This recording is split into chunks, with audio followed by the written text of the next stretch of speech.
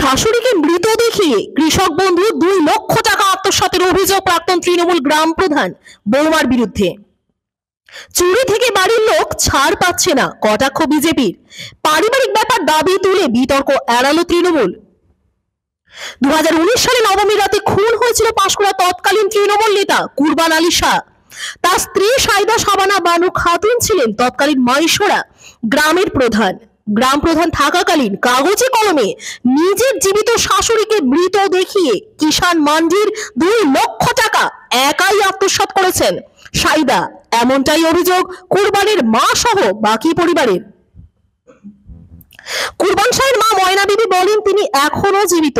তার ছেলে মারা যাওয়ার পরে তৎকালীন তৃণমূলের গ্রাম প্রধান থাকাকালীন তার বৌমা ক্ষমতার জোর খাটিয়ে তাকে মৃত দেখিয়ে ওই টাকা থেকে তাকে বঞ্চিত করেন।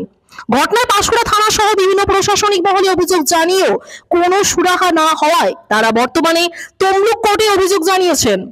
ময়না বিবি তার বৌমা সায়দা শাবানা বানু খাতুনের আইনত শাস্তির দাবি জানিয়েছেন। যদিও এই অভিযোগ অস্বীকার করেছেন মাইশোরা গ্রামের প্রাক্তন গ্রাম প্রধান সায়দা শাবানা বানু খাতুন। তিনি বলেন টাকা পাওয়ার 5 বছর পরে কেন অভিযোগ জানাচ্ছেন ময়না বিবি। তিনি আরো জানান পুরনো একটি পারিবারিক ঘটনায় ময়না বিবি ছেলেদের নামে তিনি পূর্বে এফআইআর করেছিলেন। প্রতিশোধ স্বরূপ তার নামে মিথ্যে অভিযোগ আনছেন তার শ্বশুরবাড়ির লোকজন। যদিও মাইশোরা গ্রাম বর্তমানে বিজেপি পরিচালিত। মাইশোরা গ্রামের বর্তমান বিজেপি গ্রাম প্রধান জানিয়েছেন তৃণমূল দুর্নীতিগ্রস্ত দল, দুর্নীতি করতে করতে এমন জায়গায় পৌঁছেছে বাড়ির লোককেও ছাড় দিচ্ছে না। যদিও পুরোটাই পারিবারিক ব্যাপার বলে দায় এড়িয়েছে তৃণমূল। পাঁশকুড়া থেকে সৌম্যজিৎ চট্টোপাধ্যায় রিপোর্ট, চ্যানেল 24/7।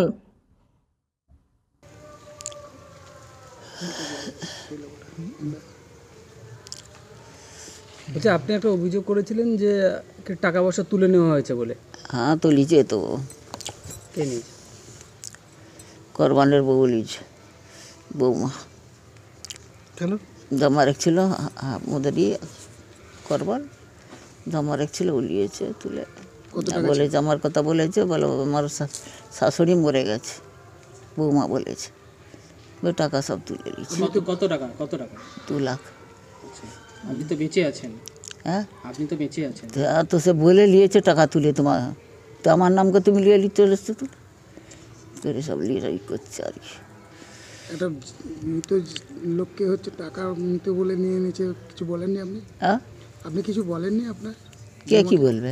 বৌমাকে কিছু বলেন না। বৌমা কোন পদে ছিলেন? হ্যাঁ, কোন পদে ছিলেন বৌমা? ওই ঘরে তুই ছিল ওই পথে, ওই যে ঘরটা। বৌমা কি তখন ওই পথে প্রধান ছিলেন? হ্যাঁ প্রধান ছিলেন? হ্যাঁ হ্যাঁ, কোরবানের প্রধান হয়েছে কি ছিলেন? প্রধান। সেই সময় টাকাটা নিয়ে নিয়েছিল। সেই সময় ও তুলে নিচ্ছে, বলেছে আমার শাশুড়ি মরে গেছে, 2 লাখ টাকা তুলে নিয়েছে। আপনি ওনার শাশুড়ি? হ্যাঁ। আপনি কিছু বলেননি ওনাকে? তো কী বলবো আমি, কেন টাকা তুললো? না আমার সাথে কি দরকার অন্য করে। তারপর আমি এরম শিকর শুনুন এরম বলে এরম তোমার বউ 2 লাখ টাকা তুলে নিয়েছে, আর টাকা তুলে আর আমার সাথে আর কথাও বলেনি, ঝগড়া করে রেখেছে। আবার নেই বলুক, দরকার নেই। লোকের মেয়ে শুনুন। বাইরে বসেছেন কেন? হ্যাঁ, তো বসেছিলেন। তারপরে বললো লোকের মেয়ে শুনুন, আমি কোথায় যাইনি বাবা, ওই যে দরটা দেখুন রাস্তাটা, ওইখানে আমি বসি। কেন আপনি বাইরে বসেছেন কেন? ঘরে থাকিনি, আর বাইরে সব ওদের। কেন ঘরে কেন থাকেননি? ভালো লাগে না তো, সব চাবি মেরে ঘরে যেতে পারে। হলো কে কে ঘরে চাবি মেরেছে? কোরবানের বউ মারছে, প্রধান হয়েছে সবই মারছে, তার ওর তো ঘর বাড়ি সব চাবি। আপনি কি তখন ওই ঘরেই থাকতেন? হ্যাঁ থাকতুন। এখন আর থাকতে কী করে থাকতে চাবি মেরে দিচ্ছে, বাইরে ঘুরছি পড়ে আছি।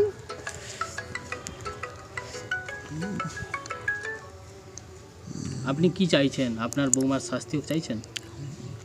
তোমরা যেটা ভালো করবে সেটা দেখবে করবে, আমি কি বলবো বাবা? বলুন ওটা কি চাইছেন, যেটা তোমাদের ভালো করবো। কি চাইছেন বলুন? আপনার তো টাকা নিয়ে নিয়েছে। এটা আপনার তো টাকা বৌমা নিয়ে নিয়েছে। হ্যাঁ হ্যাঁ, সব কি চাইছেন আপনি? আমি কিছু জানিনি। পুলিশের কাছে গিয়েছিলেন? না, হ্যাঁ গেল তো, সেরকম তো বলেছি তো। সব কিছু বলেনি, শুনে রয়ে গেছে।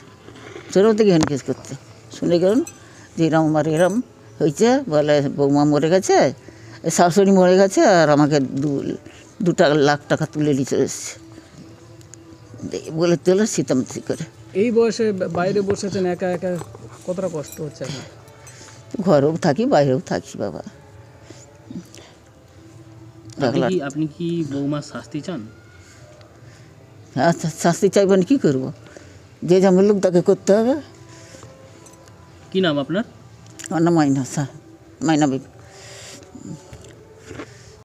আমার ভাই কুরবান শাহ 2019 সালে মার্ডার হন।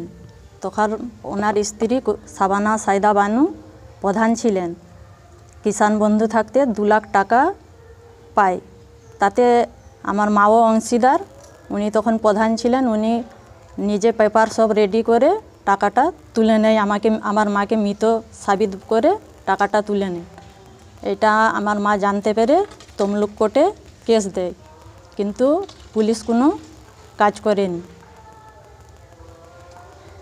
তাই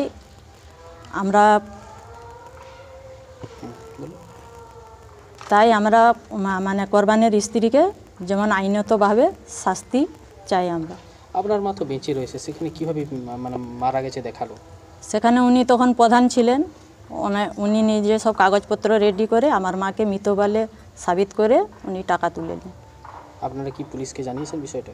পুলিশকে মানে তমলুক কোর্টে এটা কেসটা দেওয়া হয়েছে, কিন্তু পুলিশ তো কোনো অ্যাকশনই নেয়নি, এই জন্যে অভিযোগটা জানালো। কি চাইছেন আপনারা?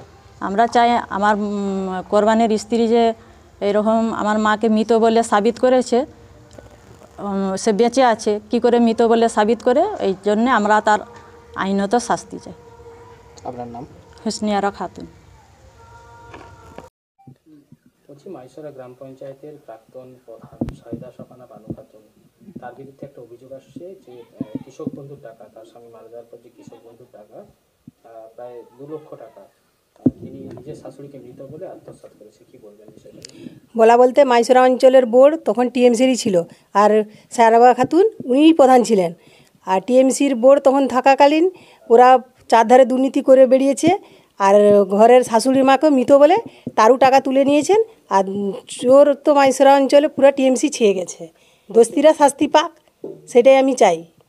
আপনারাও কি বিষয়টা তদন্ত করে দেখবেন? হ্যাঁ, সেরকম হলে আমরা তদন্ত করে দেখব, যাতে ওদের কিছু মানে প্রশাসনীয় ওদের উপরে কিছু আমরা করতে পারি, শাস্তি পাক, সেটাই আমরা চাই।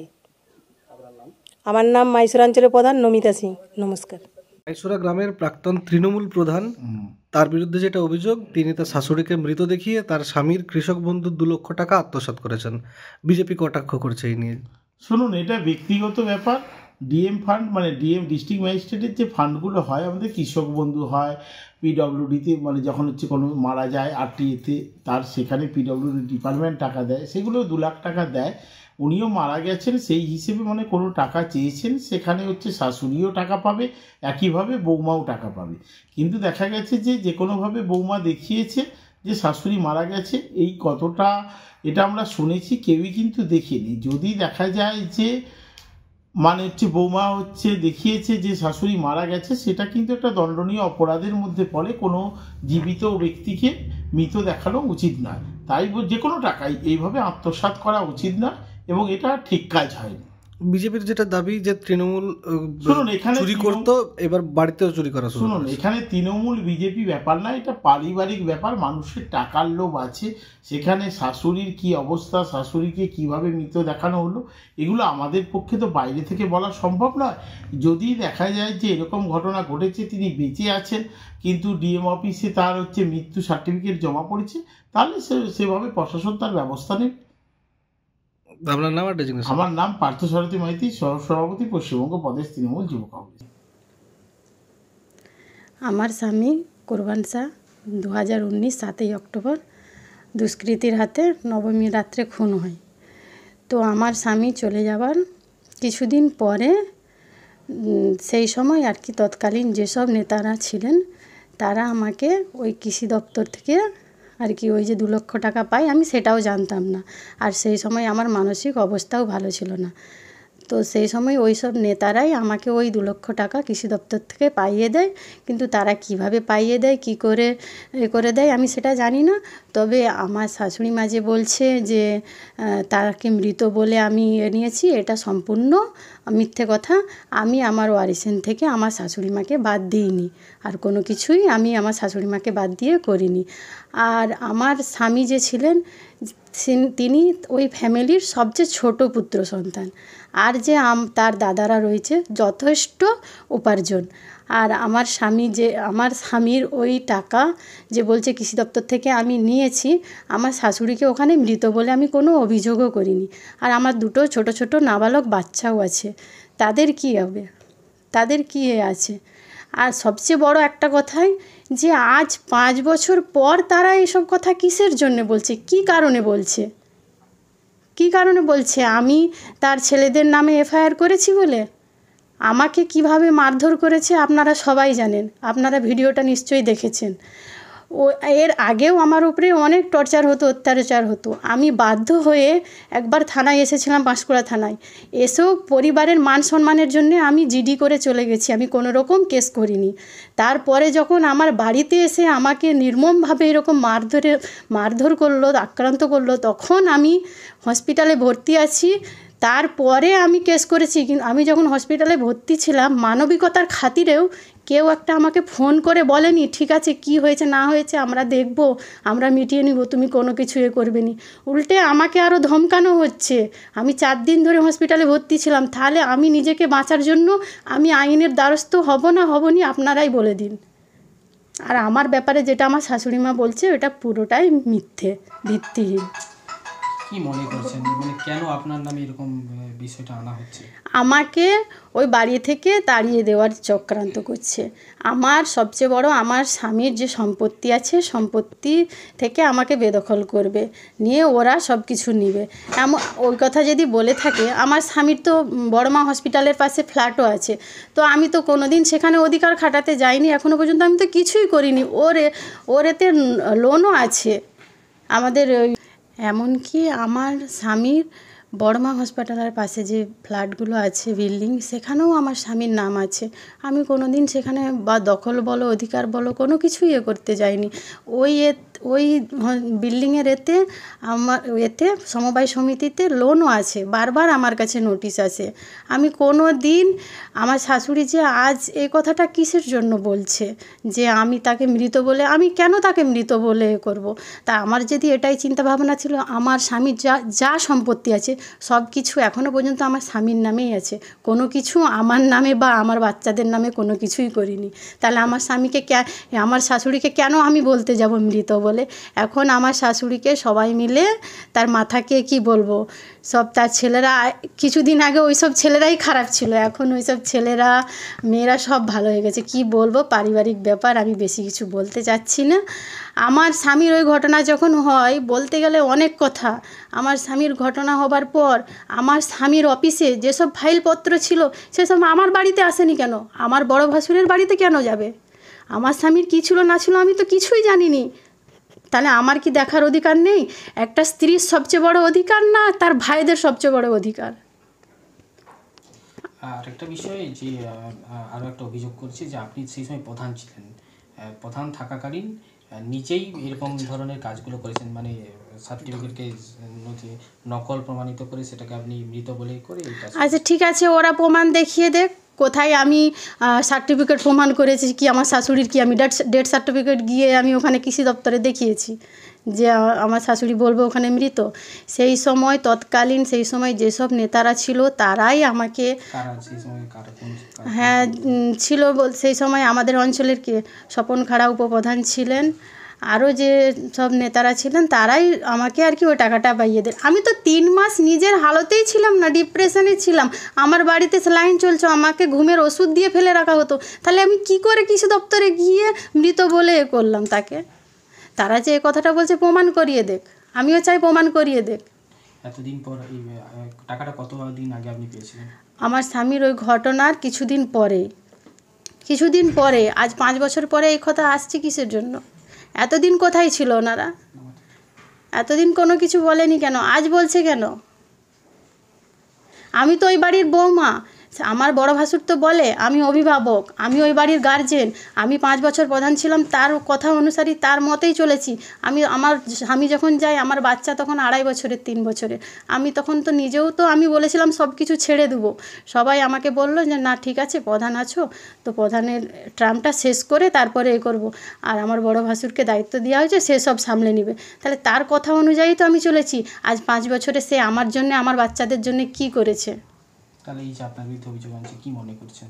এটা পুরোটাই মিথ্যে, পুরোটাই ভিত্তিহীন। ওরা প্রমাণ করিয়ে দিক আমি কোথায় আমার শাশুড়ির ডেথ সার্টিফিকেট দেখিয়েছি বা মৃত বলে কোথায় এ করেছি। আপনার নাম? আমি আজ তার ছেলেদের নামে, আমাকে মারধর করেছে বলে তার ছেলেদের নামে এফআইআর করেছি বলে তার মাকে দিয়ে তারা চক্রান্ত করে আমার নামে মিথ্যে অভিযোগ করছে। আপনার নাম? সাইদা সাবানা বানু খাতুন, কোরবান স্যার স্ত্রী।